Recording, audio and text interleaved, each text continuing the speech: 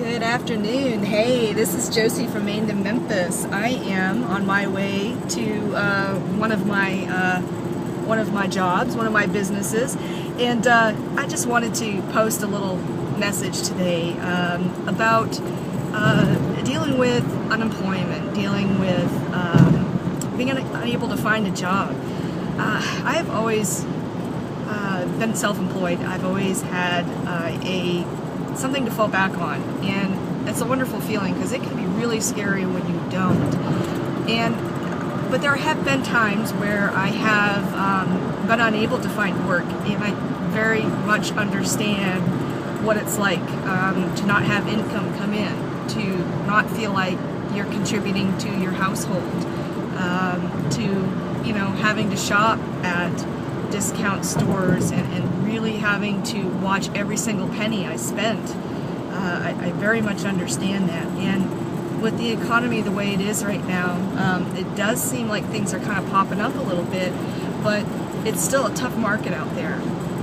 And right now I'm kind of in a little uncomfortable position in that I just finished a respiratory therapy program, and I'm taking my boards. And now, I'm starting to interview, and I'm putting out, the job applications and all that. And now from being self-employed to looking for a job and having a hiring manager be in control of my destiny, it's not a very comfortable feeling for me. It's actually, thinking back, it's not a feeling I've had in close to 12 years. So it's something that I'm going to do, whether it's just to work, part-time or PRN. I'm a caregiver. That's something that drives me, because I like to take care of other people. So this is something I'm probably going to always do a little bit of, maybe not full-time. But what I spend most of my time doing is working a couple of my businesses. And how I got into them is a little interesting. The massage business, I actually was paralyzed from the waist down and had to go through a rehab process for about 2 years. And during that process, I had a wonderful massage therapist that came in and took care of me. And she was instrumental, I believe, in helping me get on my feet again. And you think, massage, what can massage do? Well, when you're getting the feeling back in your legs and you have spasticity and tightness and stiffness, it can really, the pain can really unmotivate you to work out, to do the things you need to do to recover. So that was kind of how I got into massage. I thought, well, that's something that I could do. So I sought out what educational needs, I needed to do for that, and then started. As soon as I got out of school, I worked for myself. I set up my own business, and I did really well at it right out of the gate. I worked with golfers mostly. But during massage school, and this is, I think, a lesson everybody can take. During massage school, my daughter, who was only 6 years old at the time, 6 years old, she knew how to make a flyer that had impact. How? I don't know. And she went ahead and said, hey Mom, I want to pass out these flyers. I'm going to go with my friend who was older. It's a safe neighborhood, so she was okay, but she said, I want to pass out these flyers. And I'm like, okay, go ahead and just don't put them in the mailbox, because that's against the law. And she's like, okay. So she leaves, and within an hour she's back, and I'm getting calls. She's put my phone number on there, the house number, and I'm getting calls left and right. And I'm amazed. 19 orders to walk dogs. And a 6-year-old did that. She had enough little entrepreneurial spirit, which kind of runs in my family. I don't know if it's a spirit or a blessing or a curse or what it is, but I choose to think of it as a blessing. But these dogs it was hilarious. These dogs were all big dogs. There's no way my little 6-year-old could walk them. There was a couple little frou-frou dogs in there, a couple little shih tzus and little poodles that she could help walk. But I asked her, I said, how did you do this? This is fantastic.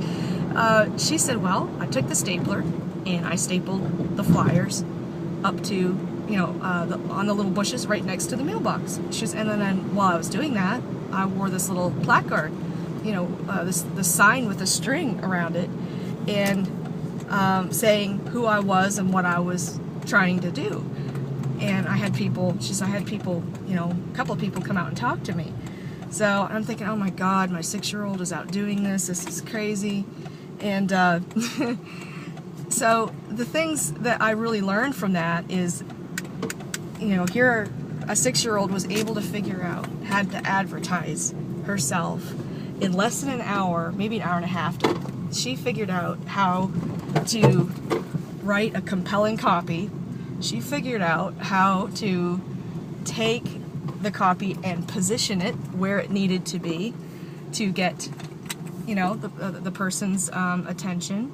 She was able to get out there and put that sign out and just, you know, be ballsy. Like, hey, this is what I want. I'm going to give you a great rate. This is, you know, this was a 6-year-old doing that. So if a 6-year-old can do this stuff, anybody can do this stuff. So I spent the next 2 years with her walking dogs. I ended up selling the business to someone else when I got my massage business because I couldn't maintain both. But I set up a little 25% commission budget for Jenna, and she had that 25% to advertise with, of all her profits, to advertise with, and then whatever she didn't have left to advertise, she got to keep that profit. And she thought that was, you know, fantastic. She was just geeked by that. So she found a lot of free marketing techniques like what she did originally.